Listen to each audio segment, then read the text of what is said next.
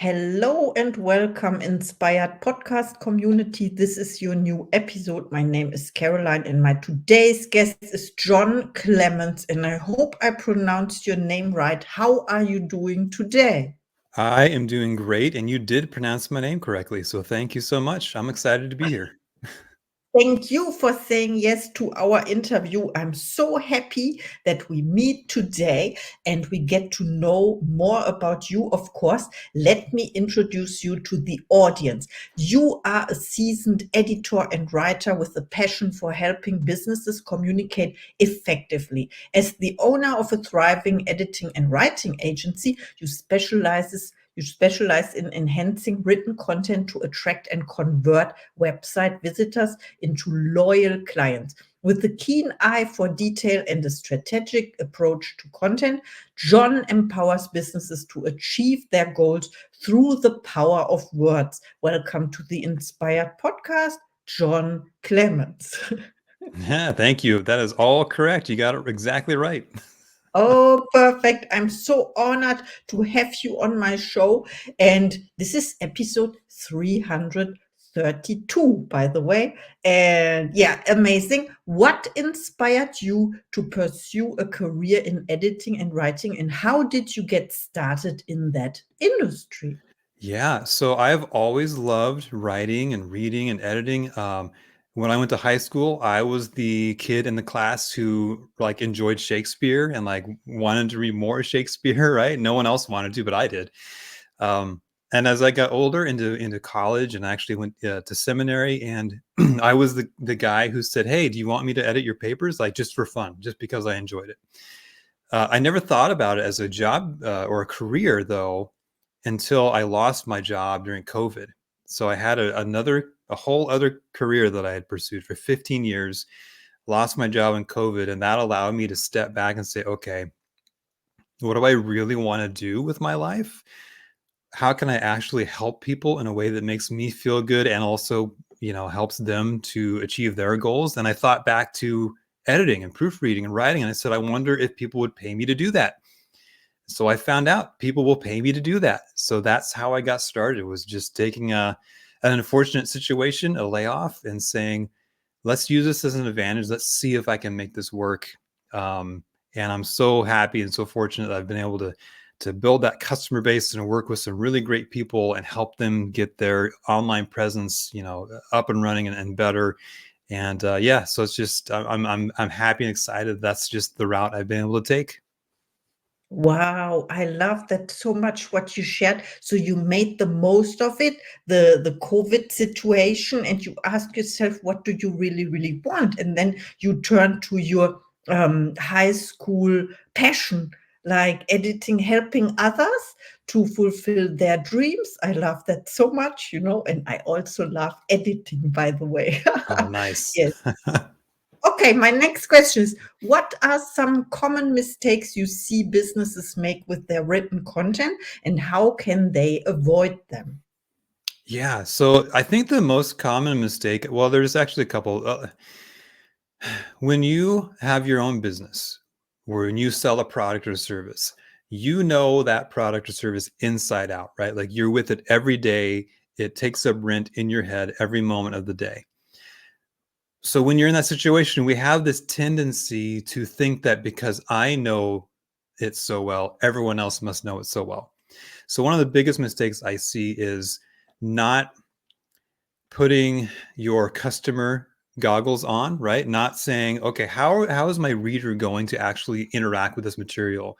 Do they know what I know? Do I need to write it in a way that's more engaging for them? So that's really my biggest tip for any writer, any business, anything, is how can you make your content more engaging for the reader?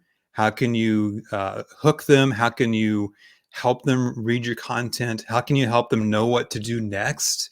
So we can talk about some of these in more detail, but that's the biggest issue I see, is just not writing with the customer in mind, just writing from your own point of view rather than the customer's point of view.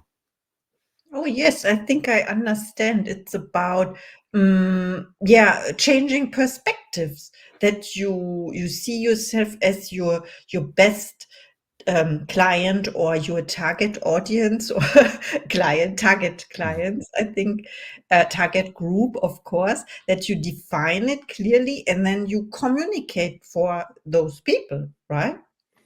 Yeah, exactly. And if you want, I can give you a couple of tips on how to do that better. If that's something I think your listeners would probably find some value in that.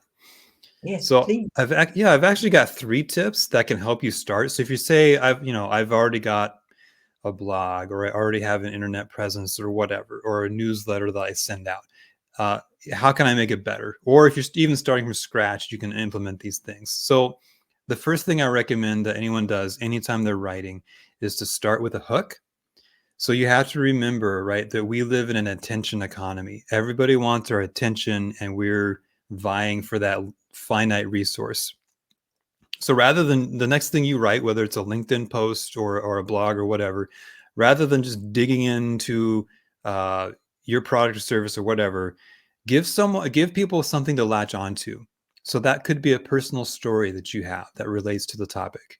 It could be a statistic that is that maybe a lot of people don't know, that would change their mindset about something. It could be maybe a contrary statement. Maybe you have a different opinion about something than everyone else does. Lead with that, because that's going to get that hook into the reader and make them want to continue. So start with a hook is a super important thing. Those first 1 or 2 sentences really need to be dialed in, because that's going to give you your best chance to get that reader.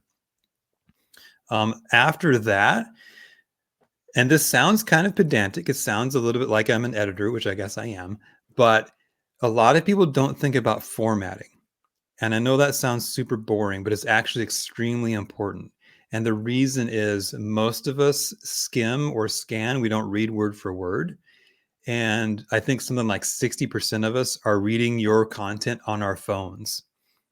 So if you've ever tried to read a giant block of text on a phone, it's terrible. Like, it's hard to do. You are just like, it's overwhelming. I'm not going to do it.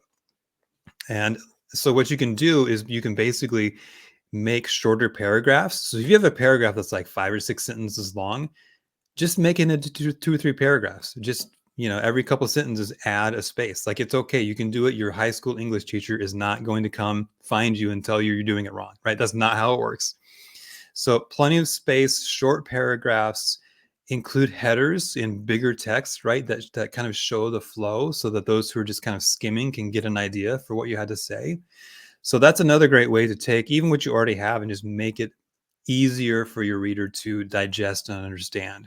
So start with a hook, work on your formatting. And then the final point I would suggest is, anytime you write something in a business context, end with a call to action, right? So this goes back to what I said earlier about how we all live in our own heads. And so I know my products and services. I know what you need to do next in order to work with me, but you don't know. And I have to tell you, like, you don't have ESP, I don't have ESP, right? We don't know. So whatever your product or service is, or whatever your next step in the customer journey is, make sure that your LinkedIn post, Facebook post, blog post, email, anything, make sure that it references that as a call to action. So I'm pretty big on those 3 things: the introduction, the formatting, and the call to action. Because if you just implement those 3 things, just even those 3 things, you're going to put yourself ahead of so many other businesses and so many other content creators out there. And I think you're going to start to see better results. Wow, that's amazing. I have to write this down. About the call to action at the end. I started 3 or 4 weeks ago to create a LinkedIn newsletter, and what I do is, when I create my articles, then I don't I saw this with the headlines in between, but I don't implement them, and now I know it's worth trying it. For example, when you said it's reader friendly, that when you read it at your mobile phone? I'm Hmm. confused with all this new information. When you scroll through your mobile phone and you read a blog article, then it's hard to read. And these headlines help the people to scan really what they want to read and what they want to learn, because every information we share is also learning for someone else, you said. And I love how you pointed out that it's important you know your product, but the people don't know. So you tell them how they can reach out to you and get to work with you. I love that so much. Thank you so much for sharing. And of course, I Yeah. have another question. How do you stay updated with the latest trends and best practices in content writing and editing? Yeah, I think I mean, it's been said many times before, and I agree with it. If you want to be a good writer, you need to be an avid reader. So I don't think there's anything better than reading, honestly.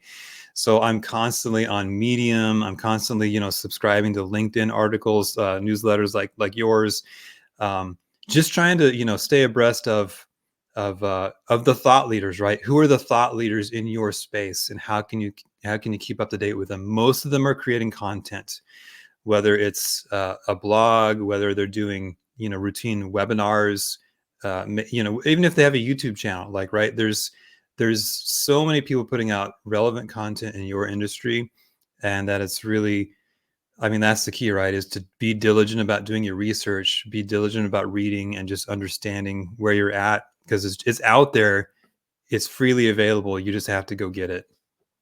Yes, I totally agree with that. Also concerning YouTube, the information is already there, and I think the challenge is to get it organized, or to add the relevant hashtags, for example, or to deliver exactly what people are searching for.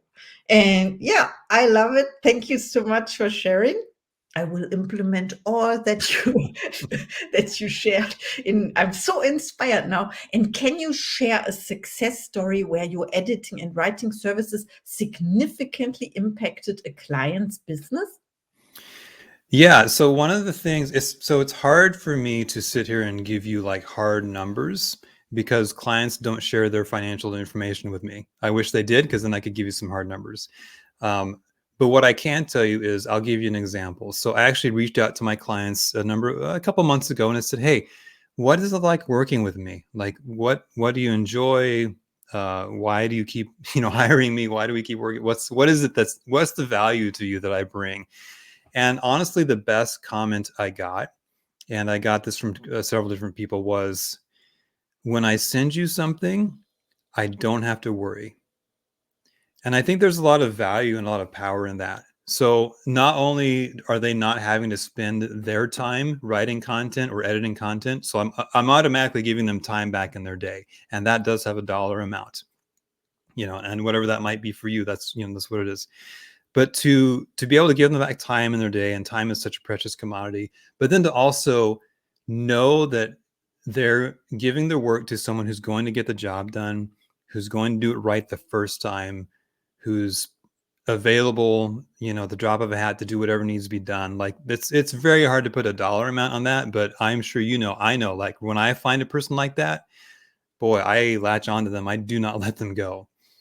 So to me, that's the value that I really bring, is that time savings, and just the confidence that that next email I send out is going to be dialed in. That next blog post I post is going to achieve its goals, because I've got an expert looking at it. So that's kind of how I think about it, based on the feedback I've gotten from my own clients. Wow, I love that very much. Also, what you said in the beginning about, for example, ask for feedback. You did an inquiry, and also I would love to encourage our listeners to always ask for feedback, whatever your industry is, because from your clients, you said you cannot measure it in dollars. You can measure it when people come back to you, or they stay in the client, how do you call it, in this relationship, in Yeah. in business. They stay in business, they don't go away, and they appreciate your services, of course. Then you said something about you are, yeah, something like trustworthy, that they trust you completely, that what you deliver is on point and delivers the success they are looking for, and also that you are reliable. Can I say this? That you deliver in time, when you said you will.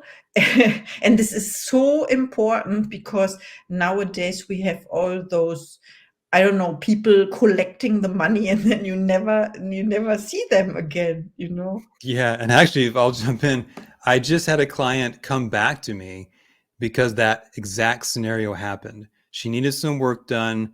I gave her a price, and it was maybe a little more than she wanted to spend. So she had someone else do it, and they did about half the work and then disappeared. Never heard from her again. So she came back to me, and I said, "Hey, let's work on a price. We'll get a price that works for both of us, right? That's just a problem that can be fixed, and we'll get you what you need." And now we're getting her what she needs. When this other freelancer just, who knows what happened, but if that's a great piece of advice, I think, for anyone who has a service-based business, is if you can deliver quality work on time. I mean, it sounds so simple, like everyone should do it, but no one does it, right? If you can do that, you're going to have plenty of work. Yes, that's so true. And I also loved that your new client is happy now with the solution. And also in Germany, I'm from Germany, we have the saying that says, if you buy cheap, you pay twice. Or I don't know if you can translate this, but you know what I mean. If you Mm-hmm. want to save money at the wrong place or so, then you have to pay the double at the end for the quality. I love that you pointed that out. Of course, I have a question about goals. Your goals. Do you set goals for yourself or intentions? And what is one of your next goals? Yeah, I do set goals for myself. So I've found that that's something I need. Excuse me, I need that structure in my business, or else I'm not going to do the things I need to do. So a lot of the goals for me right now are marketing based. So, and this is something, again, for those of your listeners who are maybe just starting out or want to run their own business. When I started, I thought I will just edit work and then the work will come to me. Turns out that's not the way that happens. So I've had to really dig into marketing and sales and just getting my name out there. So a lot of my goals are, now that I'm learning how to do it better and better. So now it's like, okay, I need to reach out to this many people per week. I need to write this many posts per week. I need to send this many emails per week. So those are kind of the operational goals that I have. And then those goals support kind of my more long-term goals, which I think you're more asking about, which is like, certain dollar amounts in revenue that I want to get for my company. So yeah, that's kind of, I have an idea in my head of like, I want to make this much, this many dollars per month ongoing. I want to have this many clients built up by this point in time. So yeah, I'm pursuing those goals as well. Okay, so let's ask what I really intended. Okay. Now, Okay. what I intended by this question is something like, you also can name a goal like world traveling, or being published in a large publication, or also when you say you are editing, maybe you edit some screenplays for Hollywood. So a fancy goals, like, I Oh, don't a know, fancy goal. goals Yeah. like that. So we talked about one right before we hit the record button, right? I do want to take my wife on an Alaskan cruise. So that's a goal we talked about. And then one of the goals that my wife and I set a long time ago, and we were going to hit that goal, and then COVID happened, unfortunately. So we had to reset. But my wife and I want to go to Ireland, and we want to go over there and be a tourist. But I also want to stop by Germany because I've been there before. I want to go back, and I want to go to England on the way too. So that's a big trip that my wife and I really want to make. Oh, I love that. And you know what? You can write about it when you travel. Oh yeah, Yeah. I should do that. Yes, and then you sell your articles, for example. Yes, to a magazine. I don't know. I was just, it's not about the money, it's about having fun in life. And once you found out what you really want, so I thought you have those dreams and goals inside you. And I love that that we talked about this Alaska cruises, Hmm. because this is also one of my, when I see the pictures of other people, then of course I love seeing this. And you said someday.